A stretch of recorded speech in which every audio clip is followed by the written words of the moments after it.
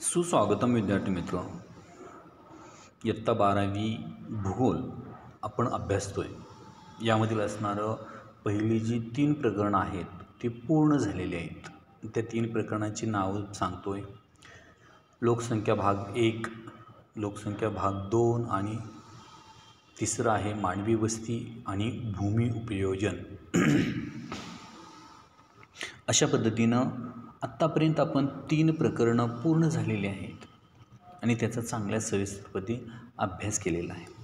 त्यानंतर असणारं पुढचं प्रकरण आहे ते म्हणजेच 4थं प्रकरण. त्या प्रकरणाचं नाव आहे प्राथमिक आर्थिक क्रिया.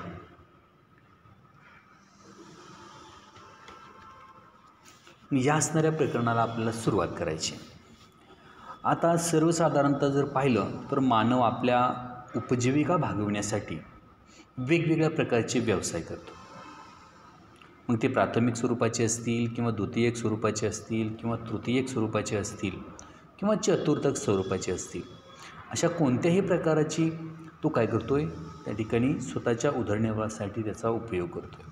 मग यापैकी आपल्याला इयत्ता 12वीला प्रकरण क्रमांक 4मध्ये आपल्याला प्राथमिक आर्थिक क्रिया घडवून आणणारे जे व्यवसाय आहेत त्या व्यवसायांबद्दल माहिती पाहिजे. त्याचप्रमाणे इतर प्राण्यांच्या तुलनेत मानवाकडे जर पाहिलं तर काही विशेष अशी कौशल्य आहेत आणि या कौशल्याच्या क्षमता किंवा वेगवेगळ्या प्रकारची क्षमता असल्या कारणामुळं मानव निसर्गातील जास्तीत जास्त वापर करून विविध गरजा पूर्ण करण्याचा प्रयत्न करतो आहे. इतर प्राण्यांचा आणि मानवाची जर तुलना केली तर मानव सर्वांपेक्षा बुद्धिमान प्राणी म्हणून ओळखला जातो आणि हाच बुद्धिमान प्राणी काय करतो आहे निसर्गातील असणाऱ्या इतर साधनसंपत्तीचा वापर करून आर्थिक उलाढाल घडवून आणतो आहे किंवा स्वतःचा विकास घडवून आणतो आहे. आज रोजी जर पाहिलं जगातील विविध प्रदेशामध्ये मानव विविध स्वरूपांचे व्यवसाय करीत आहे हे आपणाला माहिती आहे. जगामध्ये वेगवेगळ्या भागामध्ये वेगवेगळ्या प्रकारचे व्यवसाय केले जातात. एकाच भागामध्ये तो व्यवसाय केला जातो असं नाही, तोच व्यवसाय दुसऱ्या भागामध्ये वेगळ्या पद्धतीने केला जातो. म्हणजेच वेगवेगळ्या भागांमध्ये वेगवेगळ्या प्रकारचे व्यवसाय त्या ठिकाणी आपल्याला होत असलेले दिसतात. मात्र यातील काही जगभर प्राथमिक व्यवसाय सर्वत्र करण्यात येतात. या असणाऱ्या व्यवसायांमधील काही व्यवसाय काय केले जात आहेत जगात सर्वत्र केले जातात. हेच व्यवसाय सर्वात महत्त्वाचे आहेत. मग अशा प्राथमिक व्यवसायांची आपल्याला या ठिकाणी माहिती पाहिजे. प्राथमिक व्यवसाय हे पूर्णतः निसर्गावर अवलंबून असणारे व्यवसाय आहेत. पहा, जे काही प्राथमिक स्वरूपाचे व्यवसाय आहेत उदाहरणार्थ शेती, पशुपालन, खाणकाम, मासेमारी,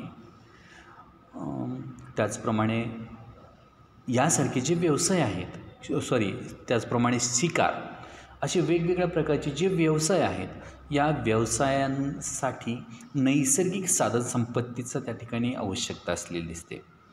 त्याचप्रमाणे प्राथमिक व्यवसाय हे मानवाची अन्नाची गरज भागवणारे व्यवसाय म्हणून ओळखले जातात. आज सर्वसाधारणतः जर पाहिलं तर शेतीतून अन्नाची गरज भागते, मासेमारीतून देखील अन्नाची गरज भागते.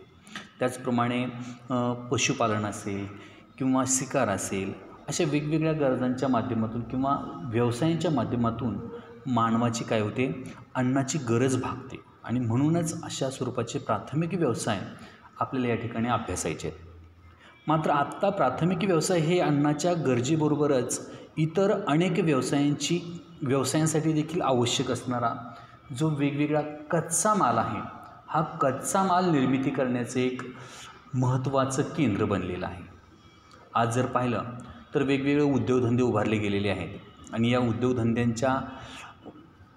उद्योगामध्ये वेगवेगळे उत्पादनं निर्माण करण्यासाठी त्या आवश्यक असणारा जो कच्चा माल आहे तो कच्चा माल काय केला जातो या प्राथमिक व्यवसायातूनच मिळवला जातो.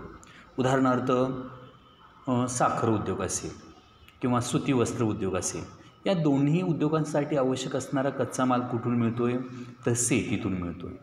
त्याचप्रमाणे लोहपोलाद उद्योग असतील, या लोहपोलाद कुठून त्या ठिकाणी लोहपोलाद मिळतो आहे त्याला वेगवेगळ्या प्रकारच्या खाणी ज्या आहेत वेगवेगळ्या खनिजांच्या या खाणींच्या माध्यमातून त्या ठिकाणी काय होतं आहे, त्यांना खनिजे पुरवली जातात. म्हणजेच प्राथमिक व्यवसायाबरोबरच वेगवेगळ्या प्रकारचे द्वितीय किंवा तृतीयक स्वरूपाचे जे व्यवसाय आहेत, या व्यवसायांच्या निर्मितीसाठी किंवा विकासासाठी देखील या प्राथमिक व्यवसायांचा मोठ्या प्रमाणात मदत होत असलेली दिसते किंवा कच्चा माल पुरवला जातो. एका अर्थी प्राथमिक व्यवसाय हे इतर सर्व व्यवसायांसाठी आधारभूत व्यवसाय म्हणून ओळखला जातो. इतर व्यवसाय जर चालवायचे असतील तर त्या ठिकाणी हा प्राथमिक स्वरूपाचा व्यवसाय म्हणजेच शेती असेल किंवा इतर जे काही प्राथमिक स्वरूपाचे व्यवसाय आहेत, हे व्यवसाय त्या ठिकाणी महत्त्वाचे असलेले दिसतात. त्यामुळेच प्राथमिक व्यवसायांशी अधिकाधिक उत्पादन घ्यावेत यासाठी प्राथमिक व्यवसायातही मोठ्या प्रमाणात यांत्रिकीकरण सुरू झालेलं आहे. आधुनिक तंत्रज्ञान असेल किंवा कुशल मनुष्यबळ असेल, यासारख्या विविध उपाय योजून मोठ्या प्रमाणात प्राथमिक स्वरूपाच्या व्यवसायातून उत्पादन वाढवण्याचा प्रयत्न केलेला आहे. त्याचप्रमाणे एका अर्थी असं जर पाहिलं तर प्राथमिक व्यवसायांनी आत्ता आधुनिकीकरणाची कास धरलेली असं म्हटलं तरी वावगं ठरणार नाही. आज जर आपण शेती व्यवसाय असेल किंवा इतर जे काही मासेमारी व्यवसाय असेल, यांचं जर लाकूड तोड व्यवसाय असेल, यामध्ये जर पाहिलं तर मोठ्या प्रमाणात यांत्रिकीकरण सुरू झालेलं आहे. आणि या यांत्रिकीकरणातूनच काय झालेलं आहे, मोठ्या प्रमाणात उत्पादन देखील होत असलेलं दिसतं. म्हणजेच प्राथमिक जे व्यवसाय आहेत, या व्यवसायांमध्ये आधुनिकीकरणाची कास धरली असं म्हणता येईल. मात्र असे असेल तरी देखील काय होणार आहे, हे प्राथमिक व्यवसायांसाठी दुसरे कोणतेही पर्याय उपलब्ध नाहीत आणि त्या दृष्टीने प्राथमिक व्यवसाय हे मानव व मानवाच्या आर्थिक क्रियांसाठी अत्यंत महत्त्वाचे आहेत. त्यामुळेच काय होणार आहे, प्राथमिक व्यवसाय हे जरी पूर्णतः निसर्गावर अवलंबून असतील तरी आत्ता या व्यवसायांवर मानवी घटकांचाही तितकाच प्रभाव पडत असलेला दिसतो. आज मानव खूप महत्त्वाचा ठरत आहे. निसर्गाबरोबरच मानव देखील तेवढाच महत्त्वाचा आहे. जरी नैसर्गिक हवामान योग्य प्रकारचं नसेल तरी मानव काय करतो आहे, कृत्रिमरित्या हवामान तयार करतो आहे, यंत्रांच्या साहाय्यानं उत्पादनं घेतो आहे. म्हणजेच मानव देखील तेवढ्याच प्रमाणात या ठिकाणी महत्त्वाचा असलेला दिसतो. इतकेच नव्हे तर आज मानवी घटकांच्या सहकार्याशिवाय आणि वापराशिवाय कुठलाच प्राथमिक व्यवसाय करता येणे जवळजवळ तर शक्य नाही आहे. मानवाचा किंवा वापर न करता असा कोणताच व्यवसाय तुम्हाला प्राथमिक स्वरूपाचा तर करता येत नाही. उदाहरणार्थ वन उद्योगात लाकूड तोडीसाठी विविध यंत्रांचा वापर केला जातो. कागद निर्मिती हे तर पूर्णतः आधुनिक तंत्रज्ञानाशी निगडीत आहे. पशुपालन ही अधिक शास्त्रीय पद्धतीने केले जातं. मासेमारीसाठी अद्ययावत तंत्रज्ञानाची जहाजे वापरली जातात. म्हणजे मोठ्या प्रमाणात काय केले जाते, मानवाचा त्या ठिकाणी वापर केला जातो. त्याचप्रमाणे दळणवळणासाठी साधने असतील किंवा देखील अशाच वेगवेगळ्या तंत्रज्ञानाचा वापर केला जातो आहे. अशाच प्रकारे शेतीवरही आधुनिक मानवी घटकांचा व तंत्रज्ञानाचा प्रत्यक्ष प्रभाव पाडताना दिसतो. थोडक्यात प्राथमिक व्यवसाय हे आत्ता नैसर्गिक आणि मानवी घटकातील सहकार्यानेच पार पाडले जातात. म्हणजेच आपल्याला हे काय पाहायचं आहे तर वेगवेगळ्या कारणांसाठी मोठ्या प्रमाणात माध्यमातून काय केले जाते, प्राथमिक व्यवसाय पार केले जातात, हे आपल्याला या ठिकाणी सांगता येतं. अगदी या प्रकरणाच्या सुरुवातीला जर पाहिलं तर आपल्याला एक नकाशा दिलेला आहे. पहा, कशाचा नकाशा आहे तो? जगाचा नकाशा आहे. जग प्रमुख प्राथमिक आर्थिक क्रिया दर्शविणारा नकाशा आहे. म्हणजे जगामधील असणाऱ्या वेगवेगळ्या खंडामध्ये किंवा वेगवेगळ्या भागामध्ये असणारे वेगवेगळी प्राथमिक व्यवसाय जे आहेत, या प्राथमिक व्यवसायांचं त्या ठिकाणी काय केले जाते, माहिती दर्शवण्याचा प्रयत्न केलेला आहे. मग यामध्ये आकृती क्रमांक 4.1 प्रमुख प्राथमिक व्यवसाय दाखवलेले आहेत. या असणाऱ्या नकाशामध्ये जर निरीक्षण केलं आपण तर यामध्ये वेगवेगळ्या रंगछटांनी किंवा वेगवेगळ्या चिन्हांच्या साहाय्याने आपल्याला काय केलेलं आहे, वेगवेगळ्या घटकांची माहिती दर्शवलेली आहे. यामध्ये सूची जर पाहिली तुम्ही तर सूचीमध्ये एकूण 5 वेगवेगळे उद्योग, प्राथमिक स्वरूपाचे उद्योग या ठिकाणी सांगितलेले आहेत. म्हणजेच 5 वेगवेगळ्या प्राथमिक व्यवसायांची माहिती या नकाशामध्ये दर्शवलेली आहे. ते आपल्याला या ठिकाणी सूचीच्या सहाय्यानं स्पष्टपणे सांगता येतं किंवा लक्षात येतं. आता सूची म्हणजेच वेगवेगळ्या रंगाने वेगवेगळ्या प्रकारची प्राथमिक व्यवसाय दाखवलेले आहेत सूचीमध्ये. आता तुम्हाला 11वीमध्ये झालेलं आहे, तुम्हाला चांगल्या पद्धतीनं ते ओळखता येतं किंवा पाहता येतं. यामध्ये शेती असेल, पशुपालन असेल, मासेमारी असेल, खाणकाम असेल, लाकूडतोड असेल, असे वेगवेगळ्या प्रकारचे व्यवसाय जे आहेत, हे व्यवसाय या सूचीच्या सहाय्यानं जगाच्या वेगवेगळ्या भागामध्ये कुठं कुठं आहेत हे आपल्याला सांगता येतं. मग याचं निरीक्षण चांगल्या पद्धतीनं करून आपण काय करायचं आहे, त्याच्या खाली असणारे जे काही प्रश्न आहेत, उदाहरणार्थ हे आकृती क्रमांक 4.1 मधील नकाशाचे निरीक्षण करून खालील प्रश्नांची उत्तरे द्या असं त्यांनी म्हटलेलं आहे. म्हणजे या ठिकाणी एकूण 12 प्रश्न दिलेले आहेत आणि या 12 प्रश्नांचं आपण काय करायचे, माहिती या नकाशाच्या मदतीनं आपण सांगायची किंवा द्यायची आहे. मग त्यासाठी आपल्याला हा नकाशा खूप चांगल्या पद्धतीनं अभ्यासणं गरजेचं आहे. मग यामध्ये पहिला प्रश्न काय आहे, नकाशात कोणकोणत्या आर्थिक व्यवसायांचे वितरण दाखविले आहे. या नकाशामध्ये कोणकोणत्या प्रकारचे आर्थिक व्यवसाय, प्राथमिक आर्थिक व्यवसाय दाखवलेले आहेत हे आपल्याला सांगायचं आहे. मग हे कशाच्या सहाय्याने सांगायचं, पूर्ण नकाशावर फिरायचं का, आपण पूर्ण नकाशामध्ये निरीक्षण करायचं का, नाही. त्या ठिकाणी आपण सर्वप्रथम सूची पाहिली आणि सूचीमध्ये दर्शवलेले जे काही वेगवेगळे व्यवसाय आहेत त्या व्यवसायांची नावं सांगायची. मग त्यामध्ये शेती व्यवसाय, पशुपालन व्यवसाय आहे, मासेमारी, खाणकाम, लाकूडतोड, अशा वेगवेगळ्या प्रकारचे 5 व्यवसाय, प्राथमिक स्वरूपाचे व्यवसाय या नकाशामध्ये दाखवलेले आहेत. त्यानंतर प्रश्न दुसरा, लाकूडतोड हा व्यवसाय प्रामुख्यानं कोणत्या अक्षुवृत्तांच्या दरम्यान आढळतो. आता लाकूडतोड हा व्यवसाय चालतो आहे, या जगामध्ये सर्वच भागामध्ये कमी अधिक प्रमाणात चालतो आहे, परंतु त्यामध्ये देखील ठराविक अक्षुवृत्तांच्या दरम्यान हा लाकूडतोड व्यवसाय चालतो.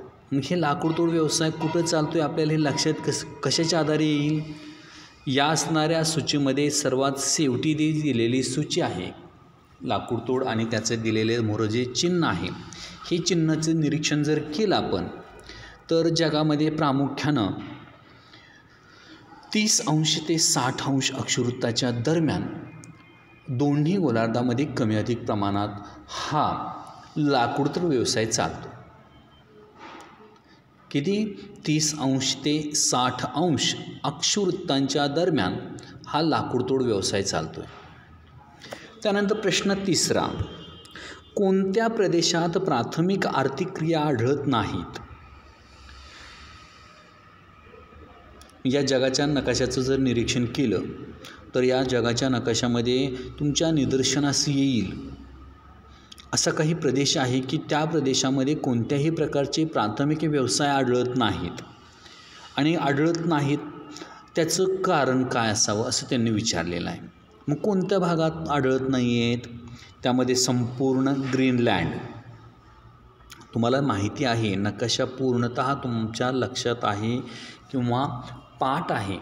ग्रीनलँड कुठं आहे, उत्तर अमेरिका कुठं आहे, दक्षिण अमेरिका, युरोप, आफ्रिका, आशिया, ऑस्ट्रेलिया, अंटार्क्टिका, पॅसिफिक महासागर, अटलांटिक महासागर, हिंदी महासागर, आर्क्टिक महासागर किंवा दिशा, सर्व काही तुम्हाला माहिती आहे असं गृहीत धरून या ठिकाणी तुमच्यासमोर माहिती मांडतो आहे. यामधील असणारं संपूर्ण ग्रीनलँड तुम्हाला माहिती आहे. या ग्रीनलँडची मुख्य भूमी, त्याचप्रमाणे कॅनडाचा उत्तर भाग, अंटार्क्टिका खंड येथे प्राथमिक क्रिया आढळत नाही आहेत. या भागामध्ये अगदी उत्तर भागामध्ये किंवा दक्षिण ध्रुवालगत च्या भागामध्ये कोणत्याही प्रकारचे प्राथमिक व्यवसाय आढळत नाही आहेत. मग हा सर्व प्रदेश अतिशीत प्रदेशाचा असल्या कारणामुळे तिथे कायमस्वरूपाची निवासी वस्ती आढळत नाही आहे. हा जर प्रदेश पाहिलं उत्तर ध्रुवाच्या लगत किंवा दक्षिण ध्रुवाच्या लगत ग्रीनलँड किंवा कॅनडाचा जो काही बेटांचा समूह आहे, त्याचप्रमाणे अंटार्क्टिका खंड आहे, या भागामध्ये असणारं हवामान कसं आहे, अतिथंड अशा स्वरूपाचं हवामान आहे. आणि अशा अतिथंड अशा हवामानाच्या प्रदेशामध्ये काय होतं आहे, मोठ्या प्रमाणात कोणत्याही प्रकारचं किंवा कोणत्याही प्रकारची प्राथमिक आर्थिक व्यवसाय चालत नाही आहेत. या कारणांमुळेच या प्रदेशात कोणताही प्राथमिक क्रिया आढळत नाही असं म्हणता येईल आपल्याला. त्यानंतर प्रश्न क्रमांक 4 आहे, मासेमारी व्यवसाय महासागरांमध्ये विशिष्ट ठिकाणीच का आढळत असावेत. आता याचं उत्तर तुमच्यापैकी देखील कोणीही सांगू शकेल इतका सोपा प्रश्न आहे. पहा, या नकाशामधील जर सागरी किनाऱ्यालगत मासेमारी केली जाते असं सांगितलं जातं, याचं कारण काय आहे हो. कोणत्या ठिकाणी मासेमारी व्यवसाय करण्यासाठी प्रामुख्यानं त्या सागरी किनाऱ्यालगत असणारा जो काही किनाऱ्याचा भाग आहे किंवा जमिनीची सागर तळ रचना जी आहे ती कशी पाहिजे, खंडांत उताराची भूखंड मंचाची पाहिजे, म्हणजे खूप कमी उताराची असणारी, मंद उताराची असणारी. मग अशा मंद उताराच्या असणाऱ्या प्रदेशामध्ये ज्या ठिकाणी सूर्यकिरणं अगदी पाण्यामधून तळभागापर्यंत पोहोचतात अशा भागांमध्ये वेगवेगळ्या प्रकारच्या वनस्पतींची वाढ होते. आणि या वनस्पतींची वाढ झाल्यानंतर त्या असणाऱ्या जलचरांचं मुख्य अन्न प्लवक किंवा ज्या काही जलीय वनस्पती आहेत, या वनस्पती ज्या भागामध्ये आहेत अशा भूखंड मंचाच्या प्रदेशामध्ये मोठ्या प्रमाणात मासे येतात. आणि या त्याचमुळं भूखंड मंचाच्या प्रदेशामध्ये मासेमारी हा व्यवसाय मोठ्या प्रमाणात आढळतो. त्यानंतर प्रश्न क्रमांक 5, युरोप खंडात कोणकोणत्या आर्थिक क्रिया अधिक आढळतात. आता या युरोप खंडामध्ये तुम्हाला माहिती आहे, या युरोप खंडामध्ये जर पाहिलं तर शेती व्यवसाय आढळतो, पशुपालन आहे, मासेमारी आहे, त्याचप्रमाणे खाणकाम व्यवसाय देखील आहे. म्हणजे या सूचीच्या साह्यानं किंवा या रंगाच्या साह्यानं, चिन्हाच्या साह्याने आपण ते सांगू शकतो आहे की युरोप खंडामध्ये वेगवेगळ्या प्रकारचे व्यवसाय चालतात. मग त्या मानाने युरोप खंडामध्ये लाकूडतोड व्यवसाय हा मात्र काय आहे, कमी प्रमाणात असलेला दिसतो. असणारं क्षेत्र आणि असणारं त्या ठिकाणची गरज ह्यामध्ये जर पाहिलं तर लाकूडतोड व्यवसाय हा युरोप खंडामध्ये खूप कमी प्रमाणात चालतो. त्यानंतर प्रश्न क्रमांक 6, समुद्रामध्ये दर्शविलेले खाणकामाचे चिन्ह कोणते उत्पादन दर्शवते. आता ज्या भूभागावरती देखील अशी खाणकामाची चिन्ह आहेत म्हणजे कोणत्या प्रकारचे सिम्बॉल आहे ते त्या ठिकाणी असणारे फुले आहे, म्हणजेच स्टार दाखवलेला आहे. मग या स्टारच्या साह्यानं आपल्याला सांगता येतं की त्या भागामध्ये कोणत्या प्रकारची लोह, मॅग्नेज, ॲल्युमिनियम, तांबे, जस्त, सोने, चांदी अशी वेगवेगळ्या प्रकारची कोणत्या प्रकारचं त्या ठिकाणी काय आहे, खनिज आहे भूभागावरती. अगदी त्याचप्रमाणे सागराच्या तळभागात किंवा सागराच्या पाण्यामध्ये देखील काय आहे, काही ठिकाणी उदाहरणार्थ दक्षिण अमेरिकेच्या दक्षिण टोकाच्या लगत त्या ठिकाणी काय आहे, एक सागराच्या पाण्यामध्येच काय फुली दिसते आपल्याला, म्हणजेच स्टार दिसतोय. त्याचप्रमाणे भारताच्या पश्चिमेला अरबी समुद्रामध्ये देखील काय होतोय, त्या ठिकाणी एक चिन्ह दिसते, खाणकाम असणारं सिम्बॉल दाखवणारं. म्हणजे या असणाऱ्या पाण्यामध्ये देखील काही प्रमाणात किंवा कोणत्या प्रकारचं खनिज आहे हे आपल्याला त्या ठिकाणी सिद्ध होतं. परंतु अशा पाण्यामध्ये कोणत्या प्रकारचं खनिज असावं, तर प्रामुख्यानं नैसर्गिक वायू आणि खनिज तेल यासारखी जी काही महत्त्वाची किंवा मौल्यवान असणारी जी खनिजं आहेत, अशी खनिजं या सागराच्या पाण्यामध्ये किंवा त्याच्यामध्ये उत्पादन घेतलं जातं. त्यानंतर प्रश्न क्रमांक 7, कोणत्या खंडात खाणकाम व्यवसाय आढळत नाही? आता या सर्व नकाशाचं जर निरीक्षण केलं तर तुमच्या लक्षात येईल की काही भागामध्ये किंवा काही खंडांमध्ये कोणत्याच प्रकारचं त्या ठिकाणी प्राथमिक व्यवसाय असणारी जी काही वेगवेगळी सिम्बॉल आहेत किंवा जी काही सूची आहे त्या ठिकाणी दिसून येत नाही आहे. मग त्यामध्ये अंटार्क्टिका खंडात खाणकाम व्यवसाय आढळत नाही. अंटार्क्टिका खंड कुठं आहे? अगदी या असणाऱ्या जगाच्या नकाशाच्या दक्षिण भागामध्ये दक्षिण ध्रुवालगत त्या ठिकाणी अंटार्क्टिका खंड आहे. आणि त्यात असणाऱ्या अंटार्क्टिकामध्ये कोणत्याही प्रकारचं आपल्याला चिन्ह दिसत नाही, फुली दिसत नाही, निळसर सापासारखी लांब असं काही दिसत नाही आहे किंवा हिरवा रंग दिसत नाही, तांबूस रंग दिसत नाही, म्हणजे कोणत्याही प्रकारचा रंग नाही. पूर्णतः ते कसं आहे, पांढरा शुभ्र रंग दिसतो आहे अंटार्क्टिका खंडाला. मग या अंटार्क्टिका खंडावरती कोणत्याच प्रकारचं प्राथमिक व्यवसाय आढळत नाहीत हे आपल्याला सिद्ध होतं. मग याचं कारण काय आहे? तर अंटार्क्टिका करारानुसार कोणत्याही देशाने तिथे खाणकाम करायचे नाही असा आंतरराष्ट्रीय जी काही संघटना आहे, या संघटनेचं त्या ठिकाणी काय केलेलं आहे, एक करार झालेला आहे की अंटार्क्टिका खंड जो आहे दक्षिण भागामध्ये, त्या खंडावरती कोणत्याही देशाने असणाऱ्या खनिजाचं उत्खनन करायचं नाही किंवा खाणकाम व्यवसाय करायचा नाही. आणि त्याचमुळं अंटार्क्टिका खंडावरती कोणत्याही प्रकारचा खाणकाम व्यवसाय केला जात नाही. त्यानंतर प्रश्न क्रमांक 8, जगातील सर्वात जास्त मासेमारी कोणत्या महासागरात केली जाते? आता या नकाशाचं जर तुम्ही निरीक्षण केलं तर मोठ्या प्रमाणात कोणत्या महासागरामध्ये मासेमारी केली जाते? तर त्यामध्ये प्रामुख्यानं पॅसिफिक महासागरामध्ये या असणाऱ्या मासेमारीचा मोठ्या प्रमाणात व्यवसाय केला जातो. पॅसिफिक महासागर तुम्हाला माहिती आहे.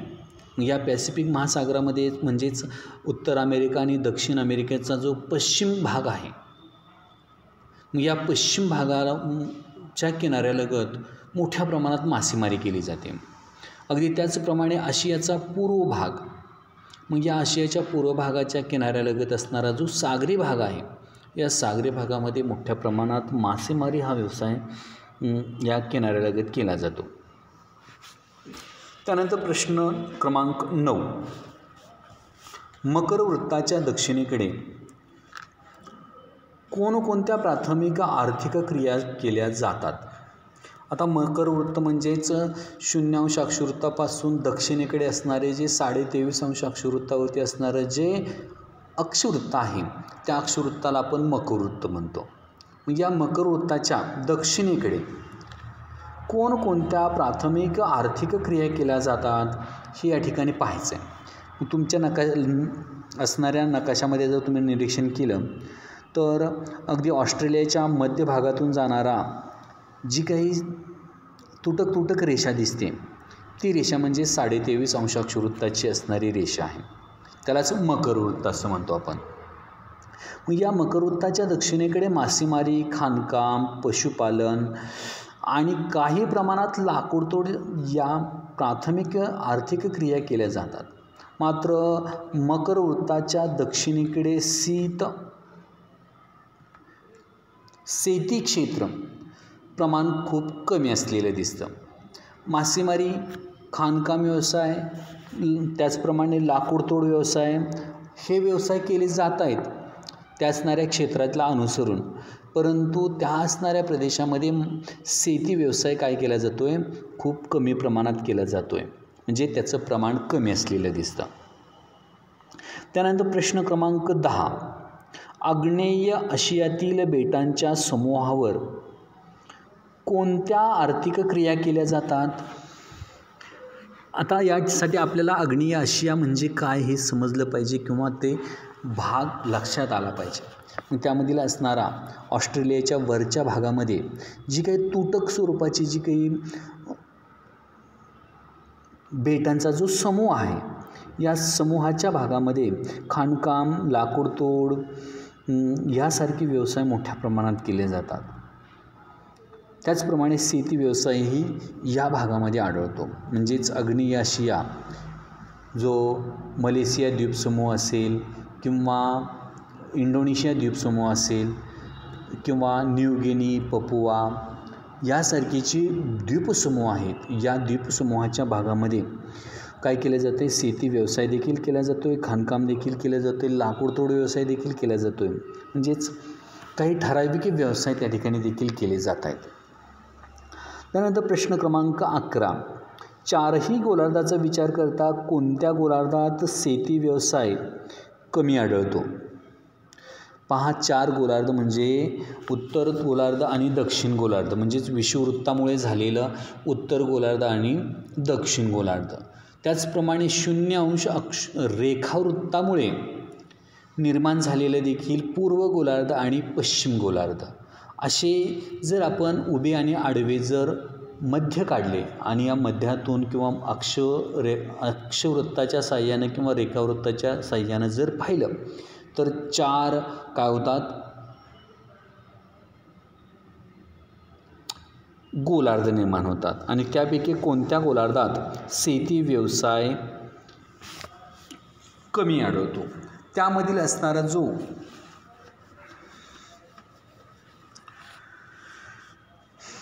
आफ्रिका खंडाचा भाग आहे, या आफ्रिका खंडाच्या भागामध्ये शेती व्यवसाय हा काय होतोय, कमी असलेला दिसतो किंवा शेती व्यवसाय कमी प्रमाणात आहे.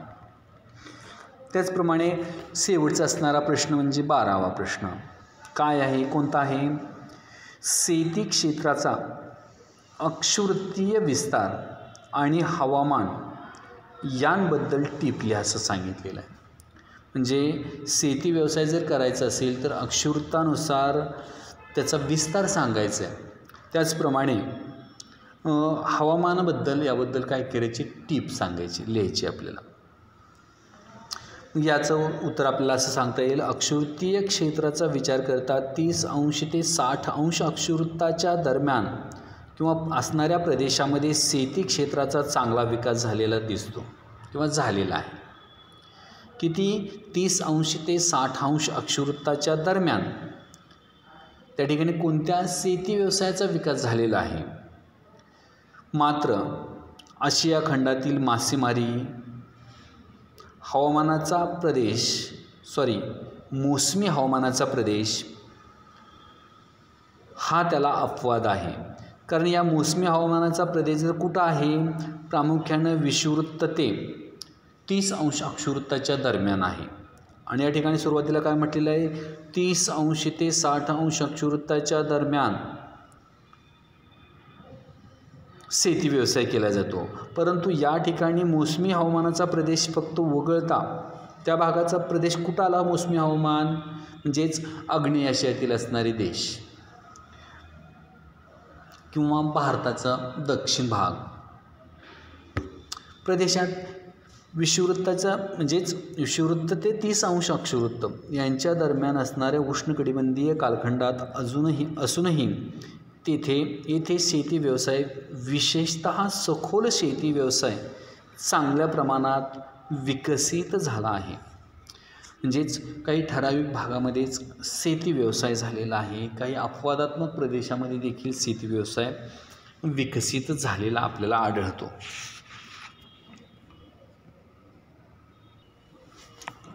वरील निरीक्षणावरून विविध व्यवसायांच्या वितरणातील फरक तुमच्या लक्षात येईल. म्हणजे या असणाऱ्या नकाशाचं जर निरीक्षण केलं आपल्याला तर काय होतं, तर वेगवेगळ्या प्रकारचे त्या ठिकाणी व्यवसाय असलेले दिसतात.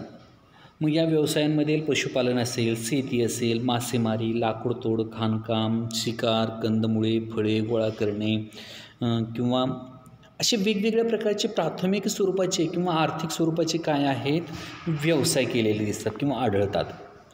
मग या प्राथमिक व्यवसाय हे नैसर्गिक साधनसंपत्तीवर अवलंबून असतात. जे काही शेती व्यवसाय असेल हा शेती व्यवसाय देखील प्राथमिक स्वरूपाचा आहे, परंतु तो कसा आहे, नैसर्गिक साधन संपत्तीवर अवलंबून आहे. उदाहरणार्थ शेती करायची असेल तर त्या ठिकाणी सुपीक अशी मृदा पाहिजे, सपाट मृदा पाहिजे, पाण्याची उपलब्धता हवी. त्याचप्रमाणे त्या असणाऱ्या प्रदेशातील हवामान योग्य प्रकारचं अपेक्षित आहे. मग अशी परिस्थिती ज्या ठिकाणी, नैसर्गिक परिस्थिती ज्या ठिकाणी उपलब्ध आहे त्या ठिकाणी शेती व्यवसाय केला जातो. अगदी त्याचप्रमाणे मासेमारीसाठी देखील हा व्यवसाय, नैसर्गिक साधनसंपत्ती खूप महत्त्वाची आहे. म्हणजेच दंतूर असा समुद्रकिनारा अपेक्षित आहे. त्या समुद्रकिनाऱ्याची असणारी जो काही उतार आहे किंवा त्या ठिकाणी असणाऱ्या जो समुद्राची पाण्याची जी खोली आहे ती कशी आहे, कमी असणं गरजेचं आहे. त्याचप्रमाणे लाकूडतोड असेल, म्हणजे लाकूडतोड वनांचं अस्तित्व असले तर लाकूडतोड व्यवसाय चालेल. खनिजांचं उत्खनन करायचं असेल तर त्या ठिकाणी खनिजे त्या असणाऱ्या भूमीमध्ये असणं गरजेचं आहे. म्हणजेच नैसर्गिकरित्या त्या ज्या ठिकाणी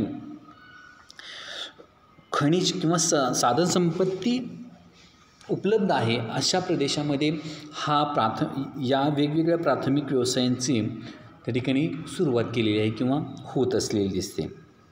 नैसर्गिक आपत्तींचा परिणाम देखील होत असतो. म्हणजेच प्राथमिक व्यवसाय हे नैसर्गिक साधनसंपत्तीवर ज्याप्रमाणे अवलंबून असतात व या नैसर्गिक साधनसंपत्तीवर तेथील नैसर्गिक घटक व नैसर्गिक आपत्तींचा परिणाम होत असलेला दिसतो.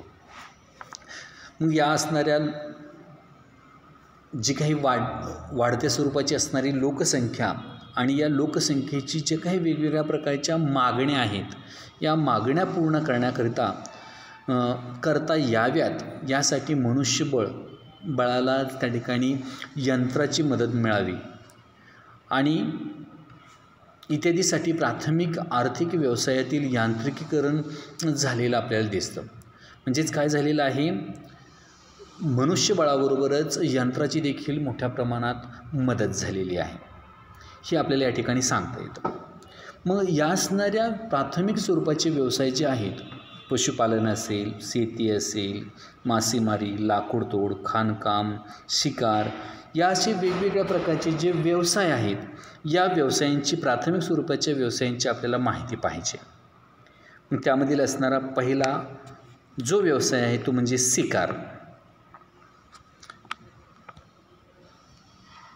या प्राथमिक व्यवसायांची माहितीचं किंवा या असणाऱ्या शिकार या उपघटकाची माहिती आपण पुढच्या असणाऱ्या व्हिडिओमध्ये पाहूया. धन्यवाद.